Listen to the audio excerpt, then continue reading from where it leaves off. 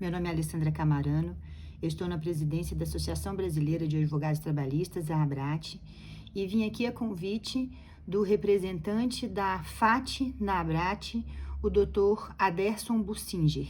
E desde já eu agradeço a oportunidade de estar conversando sobre o julgamento da ADI 6363 no Supremo Tribunal Federal, que aconteceu nos dias 16 e 17 de abril agora.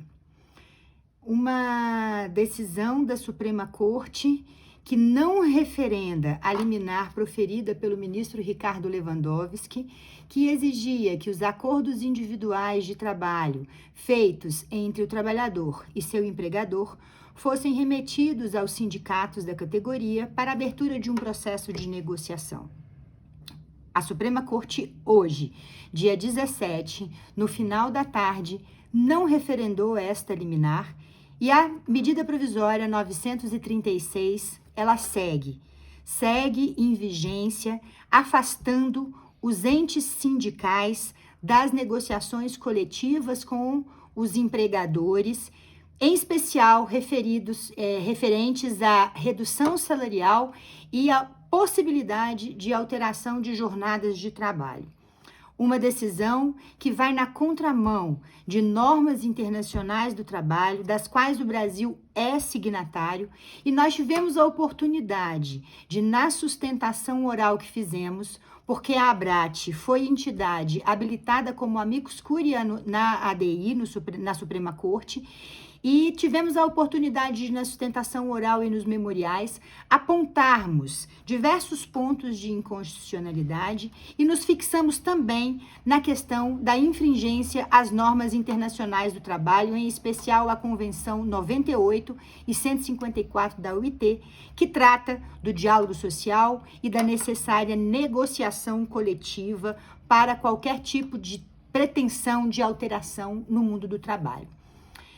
O artigo 7º da Constituição Federal, ele também fala que são direitos dos trabalhadores urbanos e rurais naquilo que represente melhoria de sua condição social. Ou seja, tudo que for feito e que represente uma precarização do trabalho é inconstitucional. Está no texto, na literalidade da Carta Cidadã. Não existe qualquer possibilidade de flexibilização de direitos constitucionais. Em tempos de pandemia, em tempos de crise, temos que nos agarrar efetivamente à ordem jurídica constitucional que traz segurança jurídica para todos da sociedade brasileira. Mas não foi isso que aconteceu na Suprema Corte. O que pudemos observar em alguns votos dos ministros foi uma flexibilização constitucional, como se uma crise tivesse o poder de afastar normas constitucionais vigentes da sociedade brasileira. E nenhuma crise humanitária, nenhuma crise no sistema de saúde, ela tem este poder, muito pelo contrário. É o momento que a sociedade brasileira mais precisa do anteparo da Constituição Federal, na sua literalidade, não sendo permitida tergiversações em relação ao texto constitucional. E o que nós observamos neste julgamento foram interpretações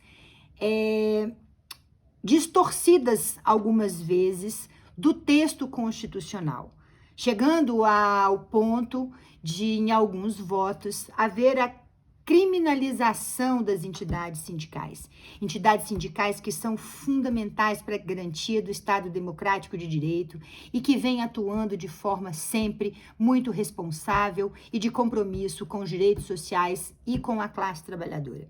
Em alguns dos votos, nós podemos observar ministros falando que as entidades sindicais não teriam condições de atender às demandas patronais.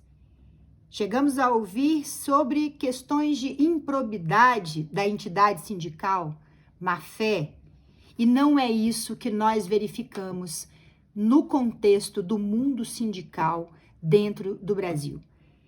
Então, o que observamos foi preconceito com o mundo sindical.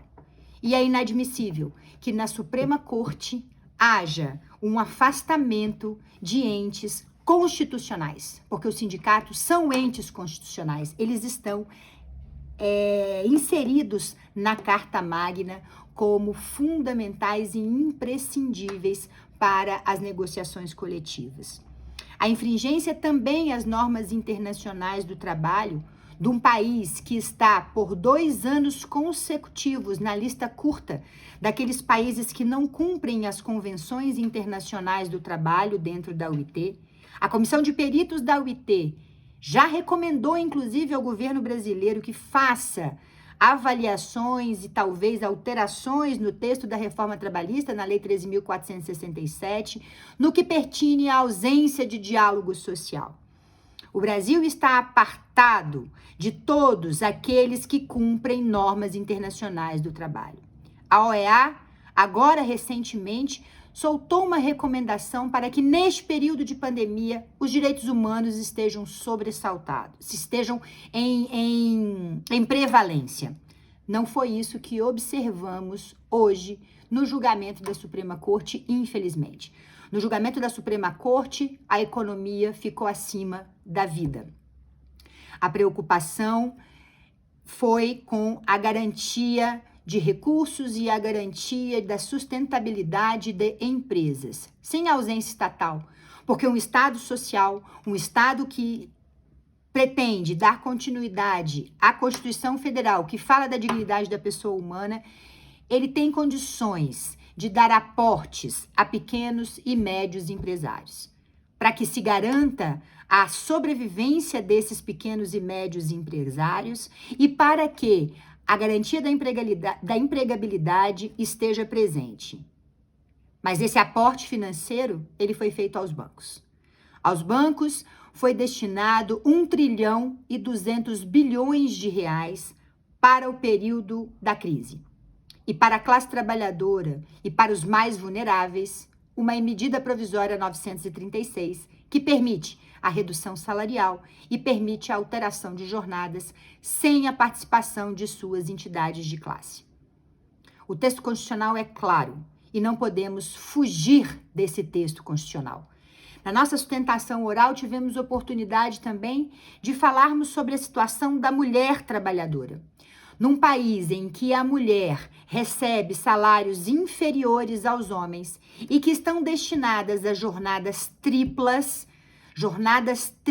e responsabilidade com o sustento da família, com o cuidado com o lar, com os filhos, muitas vezes com amigos, muitas vezes com a comunidade, esta mulher trabalhadora, ela não tem nenhuma autonomia de vontade para negociar com o seu empregador. Uma negociação, entre aspas, que significa a opção entre diminuição de salário e dispensa do emprego. Esta mulher não tem autonomia de vontade para esta negociação e ela precisa do ente sindical em sua defesa e negociando. Mas não foi isso que a Suprema Corte fez. A Suprema Corte deu uma interpretação à Constituição Federal flexibilizada e afasta as entidades sindicais das negociações coletivas em período de crise humanitária, possibilitando que empresas reduzam salários, aumentem jornadas, sem a participação daqueles que representam a classe trabalhadora, que são os sindicatos. Essa é uma contribuição curta que a ABRAT profere, já agradecendo imensamente a oportunidade nesse espaço, agradecer ao Aderson pelo convite e pela oportunidade, e informamos que a ABRAT é uma entidade de defesa dos direitos sociais, da dignidade da pessoa humana, do Estado Democrático de Direito. No seu estatuto social, temos isso como nossa bandeira. Uma entidade que foi criada na época da ditadura militar para combater a ditadura militar e que continua na sua trincheira de defesa da dignidade da pessoa humana, do Estado Democrático de Direito, da advocacia trabalhista e de tudo aquilo que represente avanços na civilização para a igualdade social. A Abrat está à disposição para debates, para conversas e para tudo que represente a defesa do Estado Democrático de Direito e da justiça social.